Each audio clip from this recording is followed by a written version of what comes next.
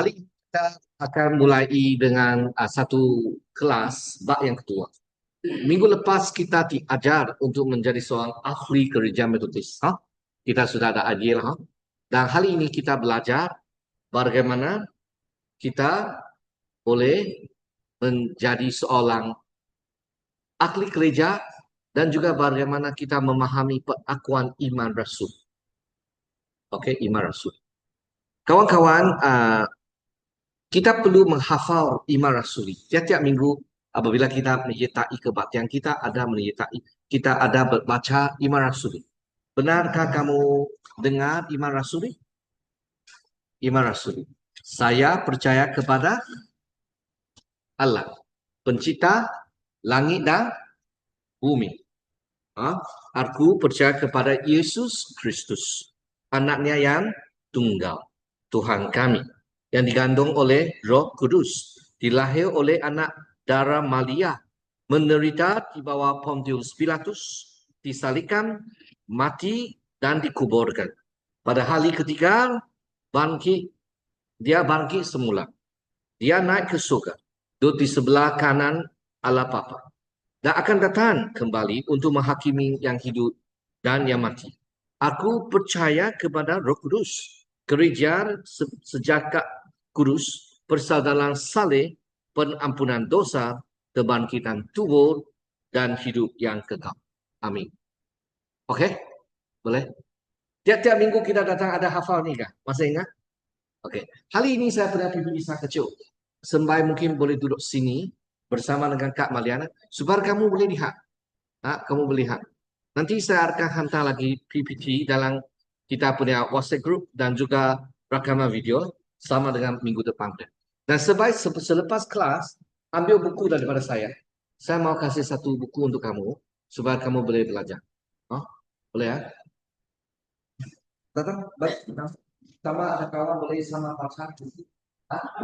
Sebab mereka ini pandai punya, tidak perlu lihat buku punya. Ah, bukan. Kamu orang juga pandai. Pandai dari segi yang berlainan. Dia pandai dari segi lain. Boleh campur. Kamu dapat campur memang mereka adu-adukan. Okey.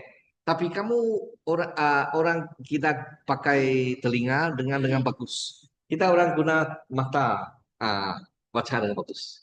Okey, saya mau mulai dengan satu pembukaan doa. Siapa boleh pimpin kita dalam pembukaan doa? Nurani, kamu buka doa. Nurani, dipersilakan. Cubalah belajar. Belajar. Apa sembahyang? Kamu akhir doa lah. Doa penutupan. Boleh? Hah? Pastor? Tiap-tiap kali pastor, kamu bila balik, tidak boleh loh. Saya mau latih kamu doa oleh. Boleh? Boleh sekarang? Doa pembukaan. Ya, dipersilakan. Kak Nuraini. Oke, dipersilakan. Oke.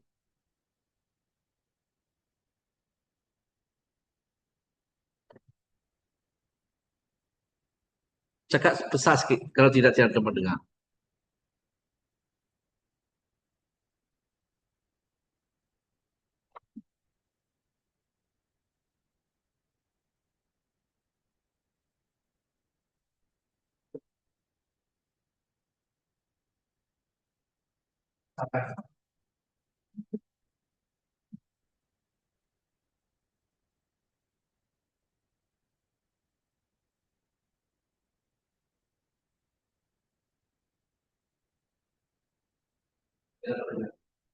Saya akan program tadi sebulan.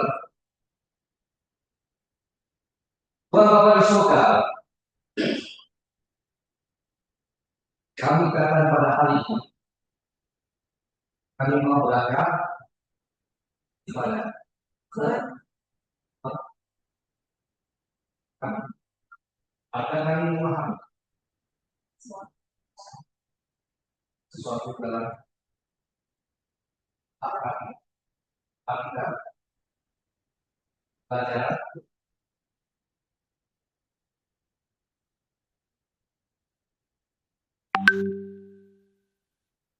supaya kami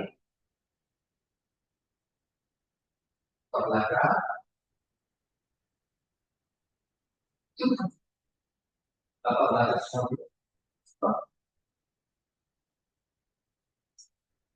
Dalam nama Yesus Kristus kami. Kami. Oke. Sejak minggu lepas saya mulai dengan ini. Ini adalah apa? Ini adalah paduan ahli gereja Metodis. Kita pernah buat satu keputusan sebab kita anggap buku ini terlalu susah untuk orang yang baru menyertai gereja. Tetapi kamu orang sudah di gereja lebih kurang separuh tahun dan saya anggap kamu boleh belajar sesuatu yang lebih dalam sikit. Tapi saya akan coba sampaikan dengan senang. Oh, dan saya galakkan semua orang baca Alkitab dengan mendengar audio. Matius, Markus, Lukas, Yohanes. Kalau sudah habis baca, beritahu saya. Boleh? Saya sudah baca Pastor Matthew. Bila? Kamu beritahu. Markus, Lukas, Yohanes. Nanti kita simpan lagi. Kisah Rasul. Belum. Dan kita baca terus. Setiap hari baca beberapa bab lah. Dengar beberapa bab.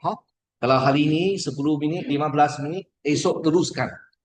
Kalau habis sudah tidak faham lagi, boleh baca lagi. Sampai kamu tahu apa sebenarnya Alkitab kata. Saya mau mulai dengan minggu lepas itu senang. Nanti saya akan hantarkan video di dalam WhatsApp group dan Sembai boleh membawa ulang kaji dan nanti selepas kelas saya ambil satu buku kepada Sembai. Oke. Kali ini saya ingin mengajar tentang pengakuan iman rasuli. Pengakuan iman rasuli ialah satu kenyataan yang paling tua dan paling sejagat yang digunakan sebagai kepercayaan dalam gereja-gereja Kristian hal ini. Jadi setiap minggu kita akan membuat hafalan pengakuan rasuli, iman rasuli.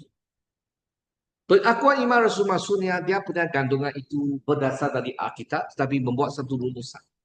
Misal kata kawan kamu tanya, sampai kamu sudah percaya Yesus, boleh cakap secara ringkaskah tentang apakah sebenarnya iman kamu?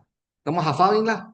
Saya percaya kepada Allah, Bapa yang Maha Kuasa, Pencipta langit dan bumi. Saya percaya Kristus Yesus. Siapa dia? Saya percaya Roh Kudus. Saya percaya gereja sejagat kudus, persaudaraan saleh, pengampunan dosa, kebangkitan tubuh, dan hidup yang kekal. Amin. 8, betul? 8 perkara saya percaya. Saya percaya Allah. Saya percaya Yesus Kristus. Saya percaya Roh Kudus. Memang dalam percaya Allah itu ada huraian Maha Kuasa Pencipta. Tentang Kristus Yesus memang ada huraian siapa dia datang. Dia anak tunggal kepada Tuhan kami. Bagaimana dia datang dikandung oleh seorang anak darah Maria. Dia menderita di bawah Pontius Pilatus. Dia disalib, mati dan dikuburkan. Kali ketiga dia bangkit semula, naik ke surga, duduk di sebelah kanan Tuhan, dan akan datang untuk menghakimi orang yang hidup dan mati. Itu memberitahu kita siapa Yesus dan sejak percaya ketiga perkara ya siapa kita percaya? Kita percaya kepada Roh Kudus. Jadi Tuhan Tritunggal. Selepas itu ada 5 perkara kita percaya. Kita percaya gereja itu sejagat kudus. Maksudnya universal, sedunia ada dan kudus. Sebab disucikan oleh siapa? Yesus. Siapa gereja? Saya dan kamu. Badan tubuh Kristus. Kita macam satu badan. Kalau kamu sakit, saya sakit. Kita sebagai satu tubuh. Yang kelima, persaudaraan saleh. Saya percaya, I believe the communion of saints. Saya percaya kita punya perhubungan persaudaraan yang saleh. Dan kita boleh berkomunikasi dan rohani. Yang keenam, saya percaya kepada pengampunan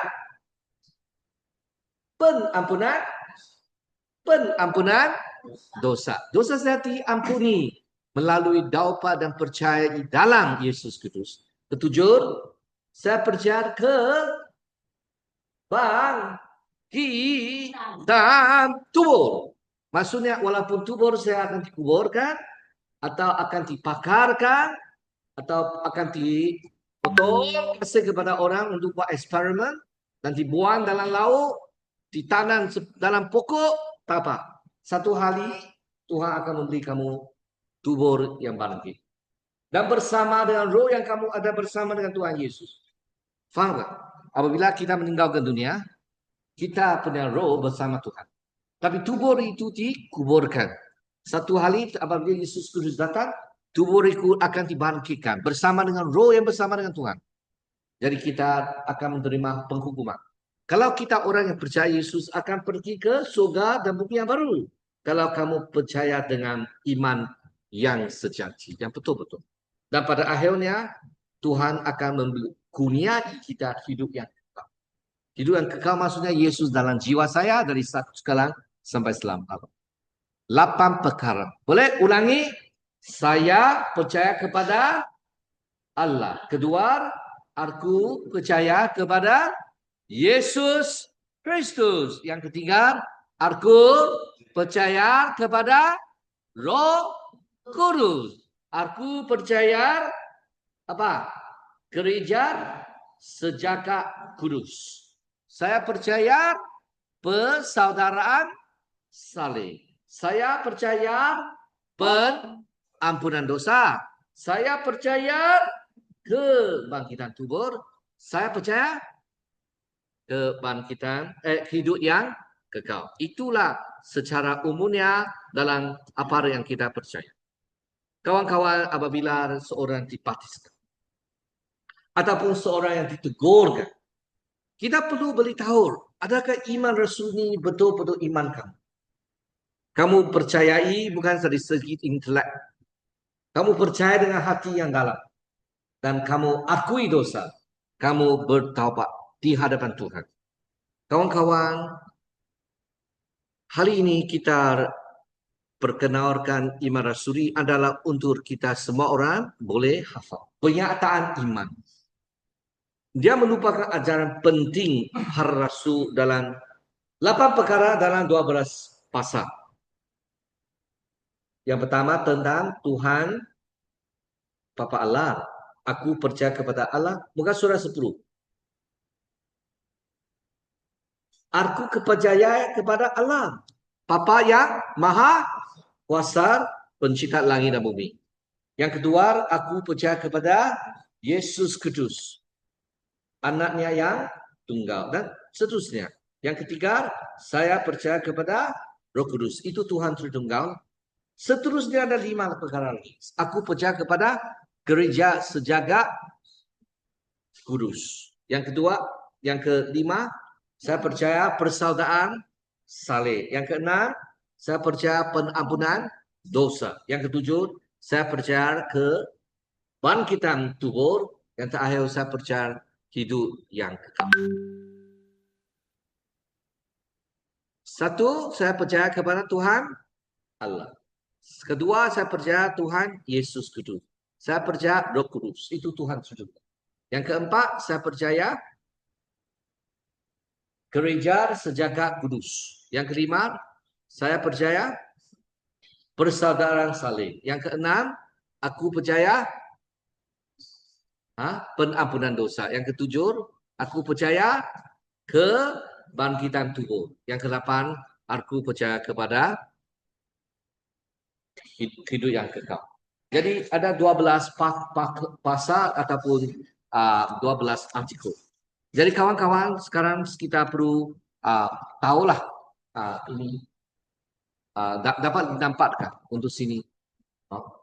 Kecil lah, minta maaf kecil, tapi masih boleh lihat. Dalam muka surat panas, 10 lah maksudnya. Dalam ibadah kita perlu mengakui iman kita secara tradisi. Mereka yang dibaptis akan membaca pengakuan rasuli di hadapan Tuhan untuk mengakui iman mereka. Ini merupakan pengakuan yang tertua dan paling digunakan secara sejagat dalam gereja Kristen hari ini. Bukan translation, mungkin ada berbeza, mungkin ada sebagian tradisi tidak sama, tapi maksudnya kita boleh pakai. Mari kita baca lagi. Aku percaya kepada Allah, Bapa yang Maha Kuasa, Pencipta langit dan bumi. Aku percaya kepada Yesus Kristus, anaknya yang tunggal, Tuhan kita, yang dikandung daripada Roh Kudus, lahir daripada anak darah Maria, yang menderita sengsara di bawah pemerintahan Pontius Pilatus, disalibkan, mati dan dikuburkan. turun ke dalam maut, pada hari ketiga bangkit pula dari antara orang mati. Naik ke surga, duduk di sebelah kanan Allah Bapa yang Maha Kuasa, dan dari situ ia akan datang untuk menghakimi orang yang hidup dan yang mati. Aku percaya kepada Roh Kudus, aku percaya kepada gereja yang kudus dan persekutuan orang-orang kudus, pengampunan dosa, kebangkitan tubuh, dan hidup yang kekal. Amin. Ini versi lebih dekat tiap-tiap minggu kita hafal. Ha? Versi di dalam buku ini macam bukan kita hafal. Ha? Jadi nanti saya akan hantar PPT ini dalam WhatsApp sampai boleh gunalah sini ini. Ha? Jadi pengakuan ini adalah penyataan iman. Kamu tahu penyataan iman?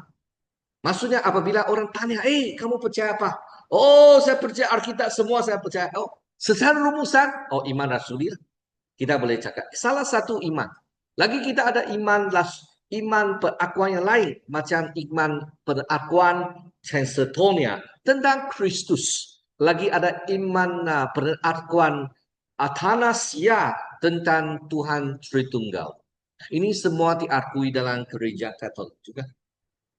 Dalam gereja Katolik ada dengan iman Rasul.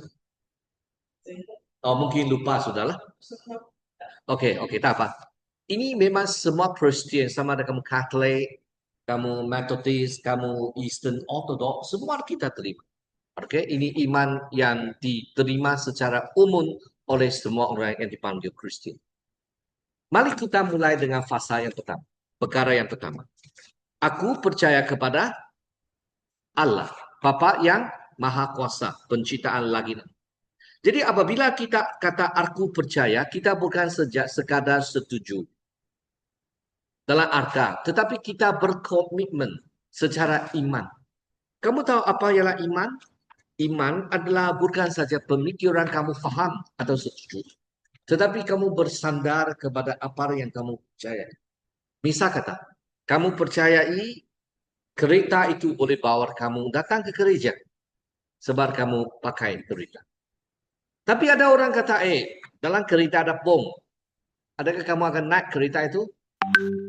Tidak akan. Mungkin itu bas lah. Hari ini Hek dan Nuraini bawa.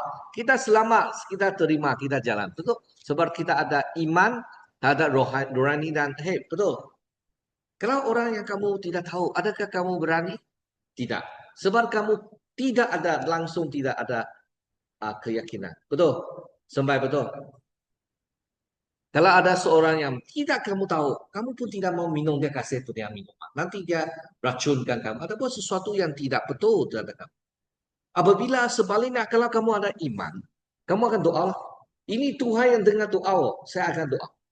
Dan saya tahu itu Tuhan bukan menerima rasuah saya. Saya tidak boleh saya kasih persepuluhan, kasih uang banyak kepada gereja, kepada Tuhan. Tuhan kamu berkati saya. Tidak apa-apa saya niok. Sebab dia tidak boleh terima rasuah. Kita membeli sebab kita syukur. Sebab semua daripada Tuhan. Kamu faham kamu? Dia bukan macam buat bisnes lah. Sebab Tuhan itu adalah Tuhan yang hidup. Macam mama kamu lah, papa kamu. Mana boleh kamu kasih uang untuk mama dan papa dengar kamu cakap? Tidak boleh.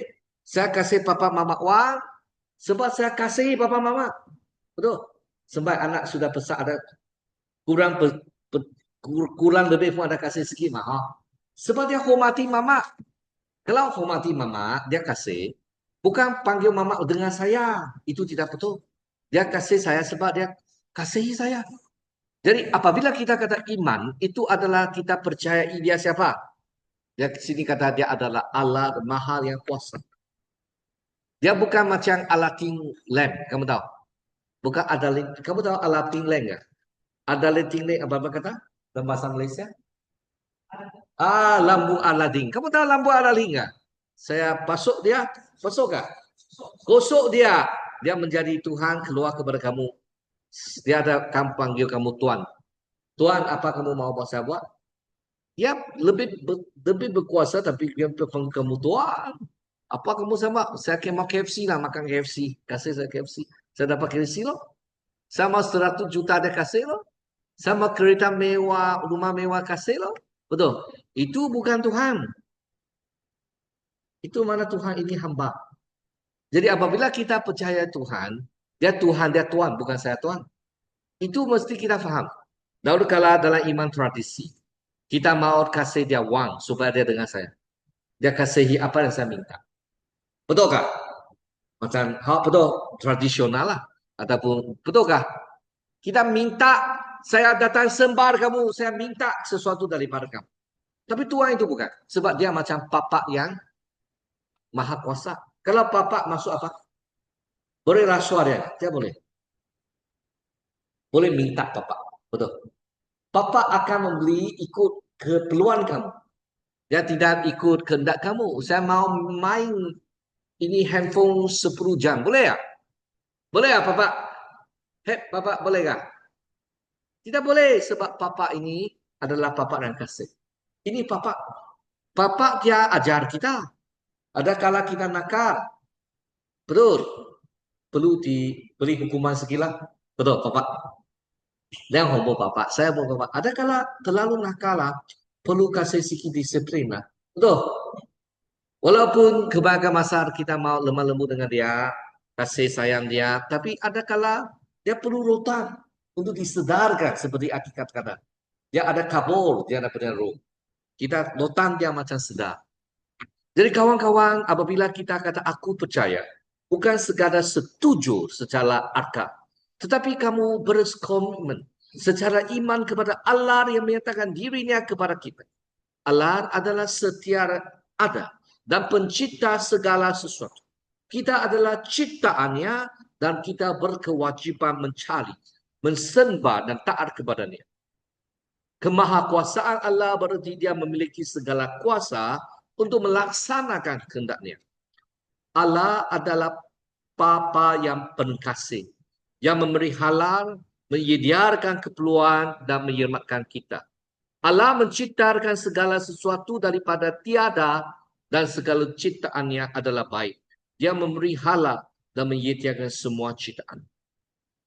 Alkitab tidak menggambarkan Allah hanya sebagai satu kesatuan yang tidak boleh dibahagikan, tetapi Tuhan Tritunggal, yaitu Allah dalam tiga peribadi ataupun okunun. Kita percaya Tuhan Bapa Allah, Tuhan Yesus Kristus dan Tuhan Roh Kudus. Satu Tuhan tetapi ada tiga peribadi apa okunun. Susah faham? Berapa Tuhan kamu percaya? Tiga. Salah, satu saja.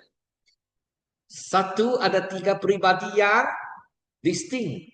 Bukan sekarang saya adalah cahaya, nanti saya ada cahaya, nanti berpecah. Bukan. Dia bukan sekarang cahaya, nanti berpecah, nanti gas. Bukan. Ini panggil ajaran sesat. Abel yang dipanggil Sebelum.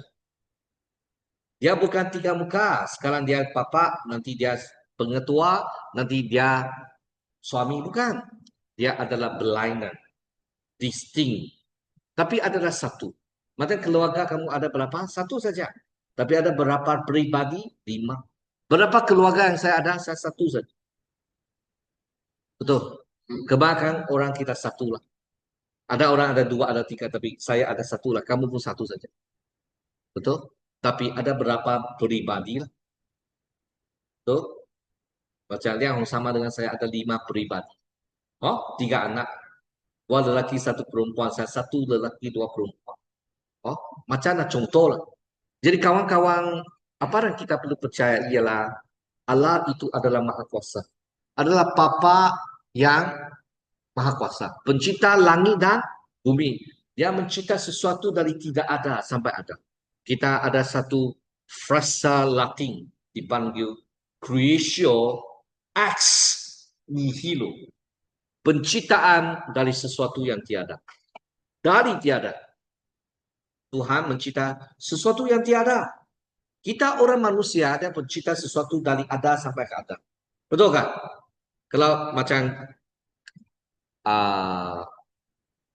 meja inilah, meja berkobar ini, dia dicipta oleh kayu. Kayu mana? Kayu dari pokok. Pokok siapa cipta? Tuhan. Jadi itu orang dia boleh membuat satu meja. Bukan dari sesuatu yang tiada. Dan dari ada sampai ke ada. Betul. Tapi Tuhan dia tidak sama. Dia kata, saya mau langit, langit berjadi. Saya mau ada cahaya, ada cahaya. Saya mau ada bintang, ada bintang. Sebab dia berfirman sesuatu berlaku. Itulah luar biasa Tuhan, pencipta alam semesta. Boleh faham? Yang pertama. Sekarang kita masuk kepada pribadi yang kedua, ada ukun yang kedua dalam Tuhan Tritunggal. Siapa? Yesus Kristus. Jadi apabila kita menerai tentang Kristus Yesus, kita perlu tahu siapakah Yesus. Yesus namanya ialah penyelamat. Menyelamatkan jemaat diri dari dosa. Yaitu namanya adalah Tuhan yang menyelamatkan. Kristus itu adalah bahasa Yunani, di mana bahasa Ibrani ialah Mesias. Kristus adalah dalam bahasa Yunani untuk Mesias. Maksudnya ialah seseorang yang diurapi. Yang diurapi maksud apa? Seseorang yang dipilih oleh Tuhan dan minyak zaitun itu disimpan dari kepala sampai ke perisai sampai ke bawah. Untuk melantik dia sebagai raja, sebagai nabi, ataupun sebagai imam. Ada 3 jenis peranan orang perlu diurapi dalam perjanjian lama, yaitu nabi, raja, dan juga iman. Sekarang Yesus Kudus adalah iman di atas semua iman. Nabi di atas semua nabi. Raja di atas semua raja. Dia adalah seorang yang dipilih oleh Tuhan. Hamba Tuhan. Sebenarnya anak sendiri. Adapun Tuhan sendiri yang datang ke dunia.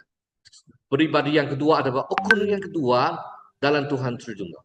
Tuhan kita ini menunjukkan bahwa dia berkuasa memerintah atas kita dan kita boleh tolak dia.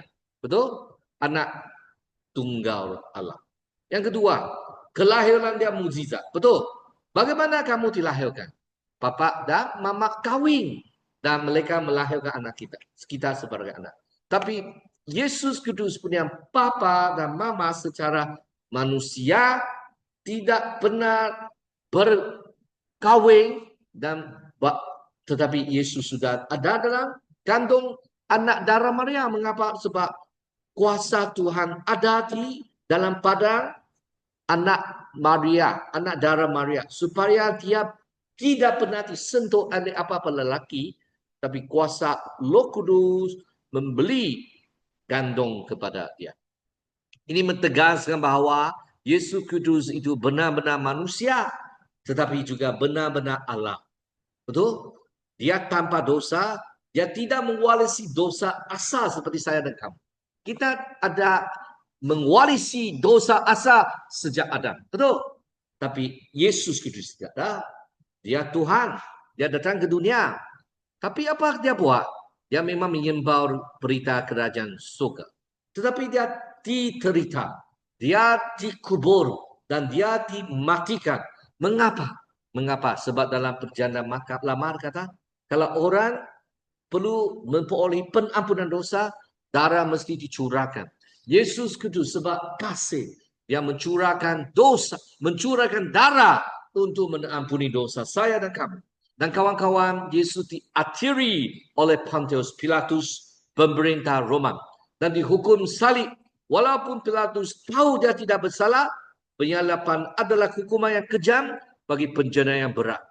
Di zaman Rom, bertekanan kepada kematian dan pekuburan Yesus menunjukkan dia benar-benar mati. Ini adalah pelaksanaan kehendak Allah untuk penebusan dosa kita. Kawan, seorang yang mengkhianati Yesus itu yang dipanggil Judas. Bukan Tuhan lakon sendiri buat drama sendiri. Sebab dia sendiri mau buat sendiri punya hak. Dia seorang yang mengasihi wang sampai mau menjual guru dia. Betul? Kawan-kawan, kamu kata kalau bukan Judas menjual Yesus, Yesus pun ada cara untuk mentebus dosa kamu. Kamu jangan kuat pandai untuk jual kamu punya guru. Kamu sendiri punya niat yang jahat. Faham tak? Ada orang kata, oh ini memang Tuhan buat sendiri. Bukan Tuhan buat sendiri. Mereka memilih jalan sendiri untuk khianati Yesus. Kawan-kawan, Yesus memang mau. Dia mati. Sebab dia manusia. Betul? Dia sepenuh manusia. Dia mati. Betul? Sepenuh manusia akan mati. Betul? Kalau salikan kamu mati kan? Tok, tok, tok, aku kasih kamu. Apa mati nggak? Darah keluar matilah. Betul. Dia dari jam 9 AM sampai jam 3 PM, Yesus matilah. Tapi keilahian dia tidak benar mati sebab Tuhan. Tapi kemanusiaan dia mati. Pada hari yang ketiga, Yesus Kudus bangkit sendiri. Juga Roh Kudus yang bangkitkan dia. Tuhan Bapa Allah yang bangkitkan dia. Betul. Sebab dia punya kubur adalah kosong. Apakah sebab saya dan kamu percaya Yesus? Sebab Yesus Kudus yang kita percaya itu adalah luar biasa. Selain daripada Kristus, tiada orang boleh mati dan bangkit dan hidup untuk selama-lamanya. Ada orang mati dan bangkit macam Lazarus, beberapa orang lagi, tapi dia mati lagi. Tapi Yesus tidak. Dia mati, dia bangkit, dan selepas dia naik ke surga. Selepas itu dia naik ke surga. Secara fizikal kamu boleh nampak Yesus. Sebab Yesus kasih, dia mengambil kesifatan manusia. Dia mengambil fizikal manusia. Dia sepenuh manusia, dia sepenuh Tuhan. Maka dia adalah pengantara sebagai imam bersama. Duduk di sebelah kanan, bukan sebelah kiri ya. Sebab ini adalah lambang kuasa dan pemerintah. Jadi dia akan datang kali kedua untuk membeli hukuman orang yang mati dan yang hidup. Jadi kamu perlu dapat dan percaya Yesus. Sebab saya dan kamu tidak tahu bila Yesus Kudus akan balik. Boleh faham? Kelahiran Yesus, kematian Yesus, kebangkitan Yesus, kenaikan Yesus, dan kali kedua kedatangan Yesus. Sekarang ini secara ini macam saya jelas. Seterusnya saya mau jelaskan apa maksud ialah aku percaya kepada Roh Kudus. Memang dalam tadi kita ada lihat ada 6 perkara. Oh, anak tunggal, lagi dia dilahir, dimati, oh, kan dikuburkan, dibangkitkan, dan kenaikan ke surga dan akan datang kelak. Ada 6 perkara, ini 6 fasa dari fasa kedua sampai 7. Sekarang pasal ke-8 perkara ketiga, yaitu aku percaya kepada Roh Kudus. Ada orang kata, oh Roh Kudus adalah satu kuasa. Saya boleh memanipulasi Roh Kudus. Tidak boleh. Roh Kudus adalah pribadi ketiga dalam Tuhan Tritunggal.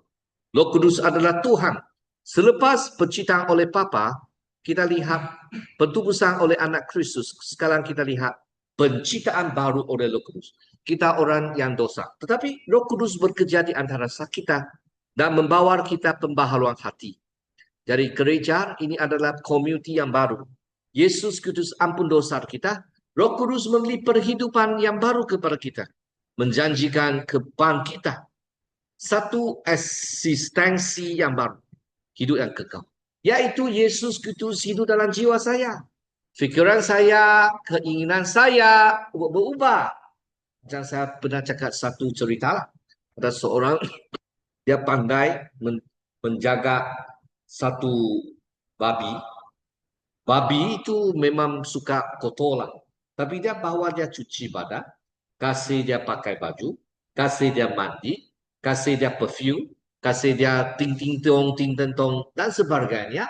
Dia amatlah enak dan comel. Satu hari dia punya tuan mau bawa dia keluar. Mana tahu dia lihat kotor, dia pergi main kotor. Walaupun dia dimandi, walaupun dia dikemas, hati dia tidak dikemas dan dia tidak suka bersih. Dia suka kotor. Dua ubah ada ubah, tidak ada ubah yang sejati. Jadi kita macam Kristian, kita suka kotor ada bersih. Mungkin kita luar mulai menjadi bersih, tetapi hati kita akan haus, akan kesucian. Kalau kamu sentiasa dekat Yesus, hati kamu akan diperkuduskan. Macam kamu tidak lagi suka sesuatu yang dosa. Kamu tahu Pak, lagi mungkin ada tarikan tapi kamu tidak suka. Kalau kamu jatuh lagi kamu kesal. Tidak seperti dahulu macam tidak ada hal. Sekarang tidak. Dahulu pun sebab salah pun kesal tapi sekarang tidak sama. Sebab jiwa kamu sudah diberi itu yang baru. Pemikiran yang baru. Perasaan yang baru. Jadi kawan ini kerja Roh Kudus lah. Penciptaan baru untuk jiwa kami. Mari kita lihat perkara yang keempat, yaitu fasa yang kesembilan. Aku percaya kepada gereja yang kudus dan am, dan persekutuan orang-orang kudus. Apa maksud di sini? Yaitu apabila kita cakap gereja itu adalah orang yang percaya ini panggil gereja. Apabila kita kata orang yang percaya ini ialah satu, menunjukkan kesatuan gereja. Kudus ini maksudnya kita dipisahkan. Apabila kita kata kudus, tidak maksudnya kita macam orang yang tidak benar buat dosa atau tidak buat dosa lagi. Ya, kudus maksudnya jiwa kamu sudah dipisahkan. Kamu sudah dipisahkan kepunyaan Tuhan. Kamu tidak lagi melayani dosa, melayani diri daripada lain Tuhan. Dan sini kata saya percaya kepada gereja yang kudus dan am. Am ini maksud universal. Maksud Katolik. Katolik apa maksud? Dia maksud am. Dia maksud secara am. Maksudnya, saya percaya gereja am. Maksudnya saya percaya semua orang yang percaya Yesus adalah sebahagian dari gereja. Kamu faham apa maksud? Kamu adalah gereja, saya ada gereja. Orang yang pernah percaya Yesus sudah mati itu gereja juga. Orang yang akan datang gereja juga. Itu membatasi masa, generasi, dan juga geografi. Ada orang yang sudah bersama Yesus, itu gereja. Jadi saya beli the Holy and the Universe Third or Catholic Church. Saya percayai gereja itu kudus dan am. Kawan-kawan, persekutuan orang-orang kudus. Gereja di bumi, di surga adalah satu dalam Kristus. Semua orang percaya Yesus. Melampaui sepadan denominasi. Saya sekarang Methodist. Kamu Katolik. Dia Anglican. Dia Baptis. Mungkin kita ada denominasi. Tapi dari mata Tuhan, ini semua adalah sebagian dari keluarga yang besar. Semua Yesus adalah kepala. Kita dalam dunia, kita mungkin perlulah denominasi. Secara positif kita lihat macam satu bank. Ada orang piano, ada orang main gitar, ada orang main drum. Betul, mungkin Katolik adalah piano. Mungkin Baptis adalah kita, mungkin Baptis adalah drum. Kita memain peranan yang tidak sama, tapi dengan satu hara tuju yang sama, yaitu kita adalah sebagian dari tubuh Kristus Yesus. Boleh faham apa saya cakap? Ada orang kata, mengapa Christianity ada berdenominasi? Sebab ada sejarah, ada tidak persefahaman dalam 1054. Satu gereja dituburkan, dipisah kepada dua. Di timur ada Eastern Orthodox, di barat ada Katolik. Sebab mereka tidak bersefahaman dalam pengutusan Roh Kudus. Sama ada datang dari Tuhan Bapa Allah atau datang daripada Tuhan Bapa dan Tuhan Yesus. Mereka berdasar ketidaksamaan dalam pemahaman. Mereka berbahagi. Lagi 1517 pada ketika itu reformasi berlaku di luar gereja Katolik. Protestan itu diwujudkan. Tetapi pada hari ini semua gereja sebenarnya kita bersatu. Kita ada banyak dialog. Katolik dengan Methodist, Katolik dengan Baptist, Katolik, Methodist, Baptist. Semua gereja di tempat sekarang dalam Malaysia kita ada the Council, the Church of Malaysia. Dalam Sarawak kita ada Association of Churches in Sarawak. Kita cuba bersatu. Tapi kita memang ada dia punya perbezaan dari kita punya pendirian denominasi. Tapi secara amnya saya percaya gereja am dan kudus. Satu hari akan melampaui. Sebenarnya hari ini sudah melampaui sebadan denominasi. Melampaui masa, maksudnya sekarang akan datang dan sebelum ini semua gereja. Sudah mati ada belum datang ini semua gereja. Kita perlu ada satu mata yang berlain. Faham? Siapa gereja? Orang yang percaya. Orang yang percaya betul-betul ini adalah gereja. Orang yang datang ke gereja fisika itu bukan sebenarnya semua adalah gereja yang benar. Yesus pun kata bukan semua datang sini adalah orang percaya yang benar. Jadi kita perlu meneliti diri lah. Saya pun juga, kamu juga, adakah saya benar-benar percaya Yesus? Kawan-kawan, mari kita lihat di perkara yang kelima. Aku percaya kepada pengampunan dosa. Kawan-kawan, kita perlu dosa itu mencangkuk keadaan yang diwarisi dari Adam dan Hawa. Dosa perbuatan pelanggaran sebenar terhadap hukum Allah. Tetapi pengampunan dosa diberikan melalui kasih karunia Tuhan, melalui iman kepada Yesus Kristus yang telah menebus dosa kita melalui kematian yang di kayu salib. Pengampunan ini membawa pemulihan hubungan dengan Allah dan pembebasan dari hukuman dosa. Dosa apa maksud? Dia membuat sesuatu atau tidak membuat sesuatu. Dan saya buat sesuatu yang Tuhan tidak suka. Atau saya tidak membuat sesuatu yang Tuhan panggil. Anak kamu melanggar. Melanggar peraturan keluarga. Balik jam 1 AM. Boleh tak? Tidak boleh. Langgar sudah. Langgar peraturan keluarga. Kalau kamu kata semua baju mesti bersih. Semua sudu pinggang mesti bersih. Tapi dia tidak bersih. Dia melanggar peraturan keluarga yang kamu tetap. Tuhan Yesus mahukan kita hidup suci. Kamu melanggar. Kamu buat sesuatu yang tidak suci. Tuhan mahu kamu membaca kita, kamu tidak baca. Kamu tahu dua, satu ialah omission, satu ialah commission. Commission maksudnya buat sesuatu yang tidak betul. Omission ialah tidak membuat sesuatu yang betul patut buat. Betul. Yesus perintah kita kasih kawan. Kamu benci mereka. Ini Tuhan tidak suka lah. Kamu dosa loh. Betul. Tuhan mau kamu ada hati yang kasih saya. Tapi kamu hati yang benci. Jadi kita perlu akui dosa. Dan Tuhan akan ampuni dosa. Tapi akui dosa bukan segala buruk saja. Macam kalau misal kata. Dahulu kala saya benci ni kawan. Sekarang saya minta Tuhan maafkan saya. Saya cuma cakap kepada kawan ini. Saya mau menjadi kawan baik kamu. Jadi setiap kali saya berbuat keputusan. Setiap kali saya pandang kamu, saya akan senyum. Tahu saya tidak suka kamu. Sekarang saya sudah taubat. Dan hati saya pun manis terhadap kamu. Kalau ada sesuatu yang tidak ada tentang kamu, saya akan doa untuk kamu. Saya akan sayang kamu. Saya berkeputusan untuk taubat. Berbeza. Dahulu masam, muka basam. Sekarang muka senyum. Dan sentiasa ambil berat kamu. Itulah taubat. Taubat bukan sekadar cakap saja. Membuat perbuatan. Dahulu kala kasar. Sekarang lemah, lembut. Sebab saya taubat. Taubat mesti perubahan. Dari perbuatan dari sini ke sana. Pengubahan fikiran dan perbuatan. Kamu kata, saya taubat sudah. Saya cakap Yesus sudahlah. Benci, tidak. Benci.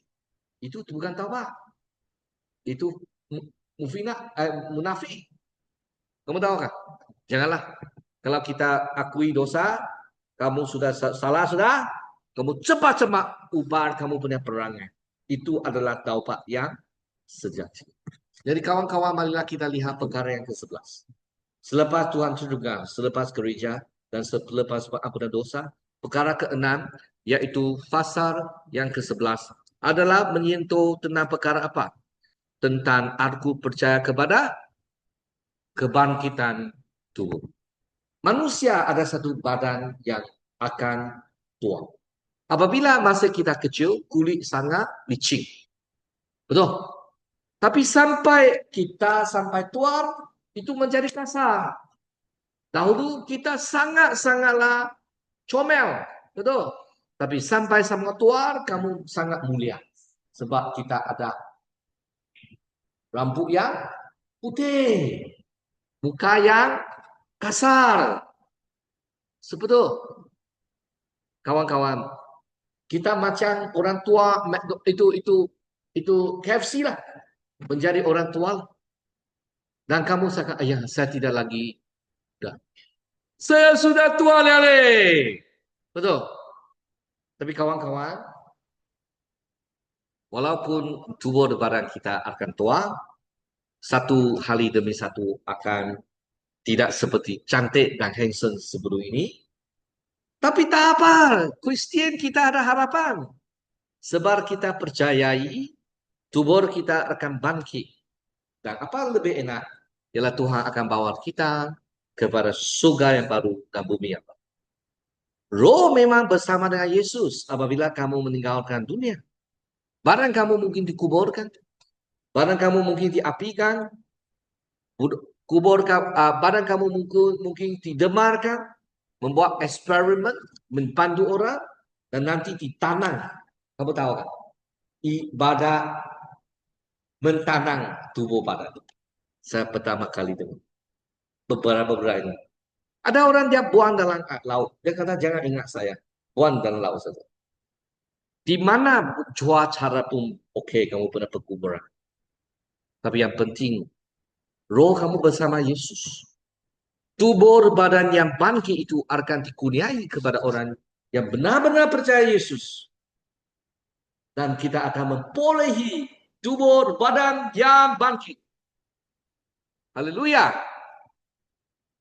Jadi kawan-kawan, itu adalah pemulihan yang menyeluruh. Hal ini saya lihat banyak orang cancel. Isteri saya pun cancel. Pada bulan Januari kita mendapati sedih lah. Saya nangis. Tapi puji Tuhan lah, dia melalui perbedaan sudah boleh kata stabil sekali. Kidney dah. Dua kidney, satu kidney diambil keluar. Sebab dalam itu adalah cancer cell. Ambil. Hari ini saya dengar sebagai pastor sentiasa saya tahu banyak orang yang cancel. Ada yang boleh beritahu doa untuk dia. Ada orang yang tidak mahu kamu tahu. Dunia ini penuh dengan kepahitan, kesukaran dan juga banyak penyakit. Kita doalah mungkin dia disembuhkan. Tapi satu hari tetap mau mati. Betul? Mahathir 100 umur tahun kita berdoa untuk dia sepanjang mungkin 150 lah kalau Tuhan izin. Sampai 100 tahun Malaysia ada dia masih adalah kita doakan. Tapi satu hari mesti pergilah. Betul. Tubuh itu mesti ada satu tarik akhir lah. Betul. Tapi apa yang kita puji Tuhan ialah Tuhan bukan saja mau pulihkan badan yang sedia ada. Tapi dia akan kurniai tubuh yang mulia kepada orang yang benar-benar percaya Yesus. Kawan saya bukan menghibur kamu dengan sesuatu cerita yang dongeng. Saya memberitahu kamu mengikut ajaran Alkitab. Jadi kita mau tolak fahaman tulismen yang memberitahu kamu tubuh, badan, dunia ini semua kotor. Hanya roh yang baik. Tidak. Sebab satu hari kita akan dibeli badan fizikal yang mulia. Bukan kita macam tidak dapat sentuh, satu hari masih boleh sentuh. Sebab Tuhan izinkan. Yesus Kristus adalah contoh orang yang baik. Mari kita lihat perkara yang terakhir, yaitu perkara yang ke-8. Aku percaya kepada hidup yang kekal.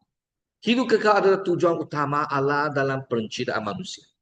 Hidup bersama dengan Allah, menikmati kehadiran Allah secara langsung dan terus-menerus. Kawan-kawan, hubungan kekal yang penuh dengan sukacitaan dan damai sejahtera. Dan kita akan mula sekarang kehidupan kekal apabila kamu masih dalam dunia. Kehidupan kekal bukan mulai selepas kamu pergi ke surga. Kehidupan kekal mulai saat kamu percaya Yesus Kristus. Ya bun. Tetapi ini akan dikenapi sepenuhnya apabila kita diberi tubuh yang baru. Hidup kekal bukan sekadar kehidupan yang tidak berakhir, tetapi hidup dalam persekutuan penuh dengan Tuhan, menikmati kemuliaannya dan sukacita yang tidak terluka. Maksudnya saya mati, saya tetap mau mati. Tapi hidup saya akan kekal, maksudnya saya akan bersama dengan Yesus untuk sepanjang hidup. Okey, dan apabila saya meninggalkan dunia, roh saya bersama dengan Yesus. Saya mau tanya, kamu ada baca Iman Rasuli tiap-tiap minggu? Bila kamu baca? Dalam ibadah hari Ahad. Betul? Tiap Ahad datang, Nurani kamu baca tak Iman Rasuli? Hari ini kamu diberitahu lebih baik. Betul. Ada baca nggak? Ya, ada. Tiap-tiap minggu kita baca. Minggu ini kamu membeli perhatian. Yang kedua, apakah asas pengakuan lima rasul? Berdasar daripada mana? Alkitab ataupun pemikiran dunia? Alkitab. Adakah kamu bersetuju dengan semua fasa dari 1 sampai ke 12, 8 perkara? Kamu percayai? Apakah perbezaan pengenalan kita terhadap Allah dalam pengakuan iman rasuli dan kepercayaan agama lain? Ada orang kata, semua punya Tuhan sama dia. Itu agama panggil Allah, ini agama panggil Buddha, ini agama panggil yang lain. Betul kah? Betul kah? Betul kah? Betul kah? Jawapan yang tidak betul. Buddha mana adalah Allah? Buddha ini manusia. Dia tidak kata dia Allah. Allah yang Islam percaya tidak sama dengan kita. Kita percaya Allah Tuhan tunggal. Penuh dengan kasih dan adil. Tuhan Allah adalah Tuhan yang utus Kristus Yesus. Mana Islam percaya Yesus? Dia kata Yesus adalah Nabi Isa, seorang Nabi saja. Mana Buddha ada percaya Yesus adalah Tuhan satu juru selamat? Tidak. Mereka percayai di mana? Di mana maksudnya? Semua tidak adalah. Mereka percayai dunia zaman ini, dunia kedua, di dunia akan datang dan dunia sebelum. Kalau dunia sebelum saya buat baik, dunia ini saya buat baguslah. Kalau saya tidak baik, dunia ini saya hasil tidak baguslah. Mungkin saya manusia zaman dahulu, sekarang saya binatang lah. Sebab saya buat jahat. Esok hari dunia lain juga. Jadi Tuhan yang kita percaya adalah Tuhan yang mewahyu diri, yang memperkenal diri, yang mencipta kita. Dan pada akhirnya kita perlu tahu satu fokus, yaitu tentang pasal kedua sampai 7 dalam memperkenalkan siapa? Yesus Kristus. Jadi dimensi yang sangat penting. Sebab dia satu-satu juru selamat. Dan pasal 8 hingga 12 tentang Roh Kudus, tentang gereja, tentang ampunan dosa, tentang kebangkitan tubuh, tentang kehidupan kudus. Jadi biar kita hafalkan. Boleh? Sembai boleh faham saya? Boleh nanti ulangi dalam video. Ha? Boleh saya jemput sembai untuk pimpin kita dalam doa akhir? Dipersilakan sembai.